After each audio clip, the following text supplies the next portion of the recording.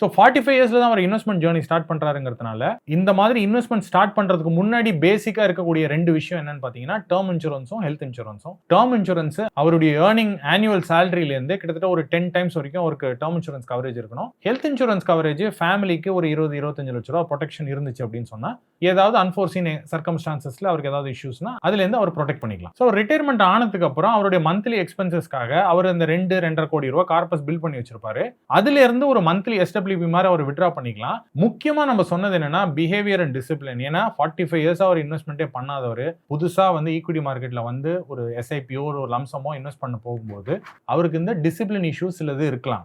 ஏன்னா இது வரைக்கும் முன்னாடி ஈக்விட்டி மார்க்கெட்ஸோட ஃபால் அண்ட் ரைஸ் அவங்க பார்க்காதனால சப்போஸ் பெரிய ஃபால்லாம் வந்துச்சு அப்படின்னு சொன்னா அவங்க எஸ்ஐபி ஸ்டாப் பண்ண திங்க் பண்ணலாம், இல்ல அக்யூமுலேட் பண்ணியிருக்கக்கூடிய அமௌண்ட்டை வந்து ரெடீம் பண்றதுக்கு திங்க் பண்ணலாம். ஏன்னா பேனிக் ஆயிட்டு ரெடீம் பண்ணலாம். இல்ல எனக்கு இவ்வளவு ரிட்டர்ன்ஸ் வந்திருக்குன்னு சொல்லிட்டு அவர்கிட்ட ஃப்ரெண்ட்ட போயிட்டு உங்களுக்கு எவ்வளவு ரிட்டர்ன்ஸ் வந்திருக்குன்னு கம்பேர் பண்ணிட்டு இது இந்த அசெட் கிளாஸ்ல எனக்கு நம்பிக்கை இல்லைன்னு சொல்லிட்டு அந்த அசெட் கிளாஸை விட்டு கூட போறதுக்கான வாய்ப்புகள் இருக்கு.